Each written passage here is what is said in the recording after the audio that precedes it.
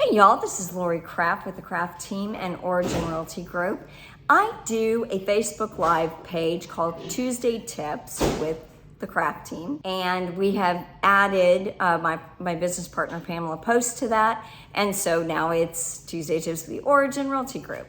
But oftentimes when we're doing these tips, it's 99% of the time that's something that has come up during the week, because both of us are very active realtors in the community, and it's real estate. There's always something that comes up that's interesting and that's worth discussing.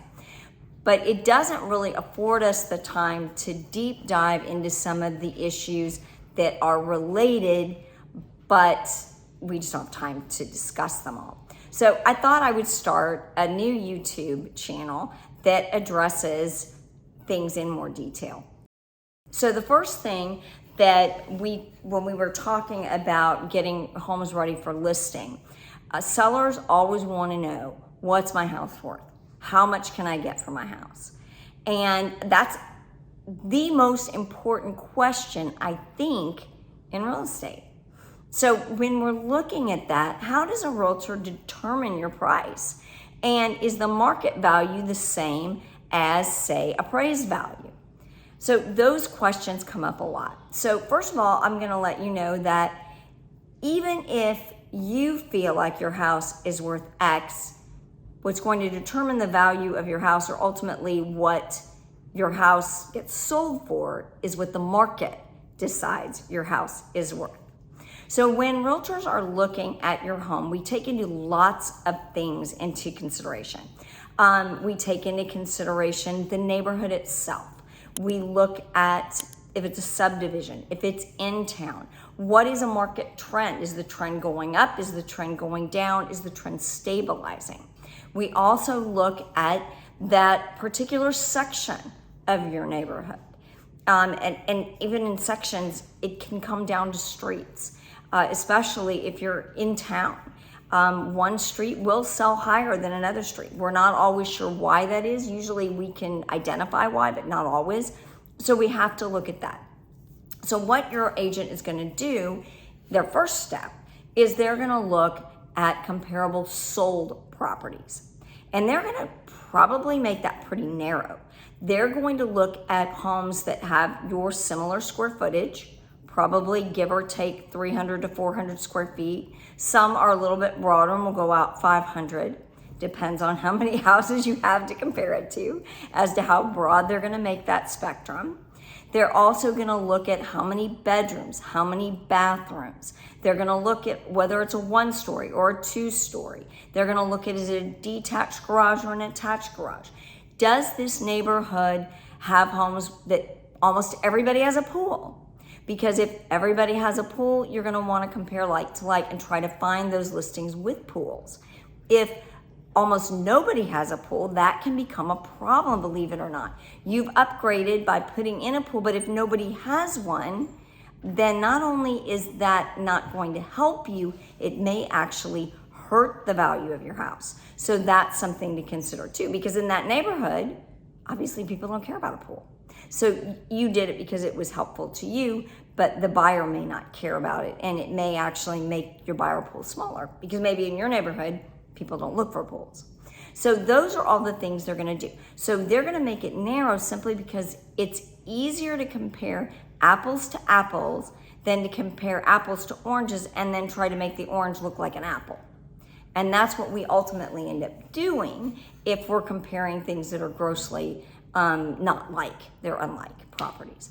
So we're gonna start there. Then the next thing that your agent's gonna do is they're gonna make adjustments. They're gonna adjust for square feet. Every neighborhood has a differential in terms of, they have a base price per section usually, and then you have a high-end price. The bigger the house, the smaller the dollar per square foot, simply because you start with the same pad in each section and build up or out. But normally that pad is the same, so therefore the smaller the square foot, the higher the dollar. That's just kind of a builder trick. So when we look at adjustments, most of us that work neighborhoods pretty regularly can identify, yeah, this is gonna be about $45 a square foot above or below. or 50, or maybe even 55 in this market. Some neighborhoods that are depreciating, maybe 30.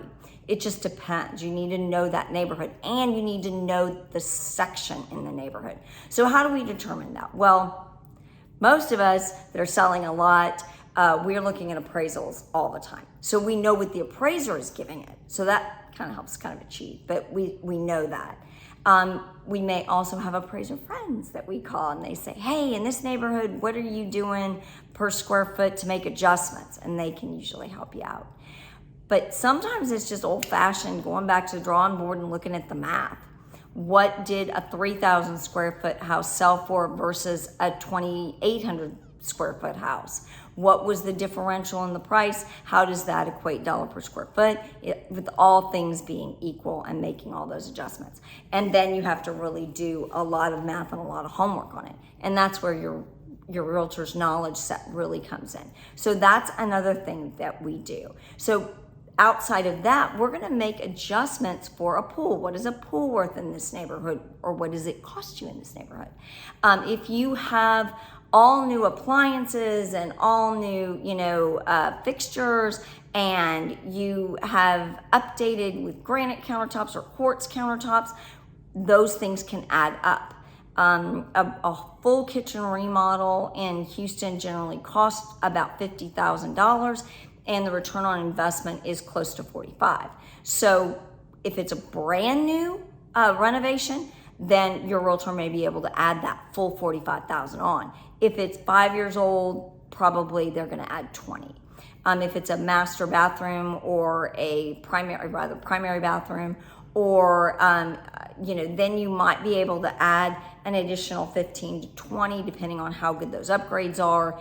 If it's a spare bathroom or secondary bathroom, then those are probably going to warrant more like 10. 5 to 10, depending. Even though you could have put 30 into it, it doesn't matter.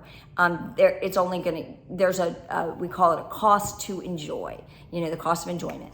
So you already got the cost of enjoyment. That's another reason why we don't always recommend redoing your entire house right before you list, because you don't benefit for the cost of enjoyment, and you're not gonna recoup that full benefit. Now, in some cases, you may have to do that to be able to sell it at all. But that, again, I'm going to refer to my FaceTime statement. That's another talk show. So we're talking about how to establish a price. So once they've done those adjustments, once they've looked at the lot, where the lot sits matters. So they're going to look at that. Do you have a lake view? Do you have woods behind you? Or do you have green space? Do you have a trail? Do you have a boat dock? All of those things matter and will actually increase your value. I get a lot of feedback sometimes from people who had to put on a new roof. They're mad. They want that full value. They paid $20,000. They want to add $20,000 to the list price of the house. Well, it doesn't work like that. A reasonable buyer has an expectation that they will have a roof over their head.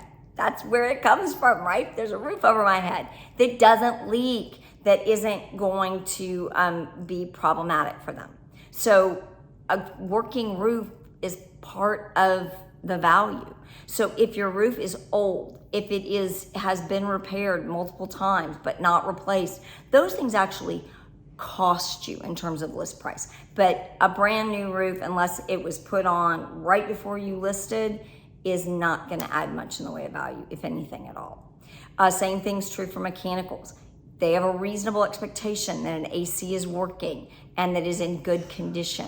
They have a reasonable expectation that the water heater isn't going to blow and flood their house. All of these things matter. And those can actually take away from your list price versus adding to it. But if you have it, it's going to help maintain your value. People don't think of paint as a maintaining issue, but it is. Your house is painted inside and out, that maintains your value. If it's painted a neutral color and your house looks like a show house, then yeah, you're gonna be able to get more dollar value from that. The other thing that I would recommend is looking at staging when you're doing your price analysis. Are you gonna stage this? Is it going to be physically staged, or are you gonna virtually stage it, or are you using your own furniture? Because believe it or not, if you're dealing with a house that has hand-me-down furniture in it and your house looks like it's got hand-me-down furniture in it, that is going to detract from sellability, and it may actually cost you in terms of your list price and your ability to command that high dollar. So those are all the things that go into how we figure out the list price for a house. I hope that helps you. If you want to get your house on market and you'd like to try to factor the best list price for yourself, then give us a call here at the Craft Team, 281-630-9935, and we'd love to help you craft your new beginning.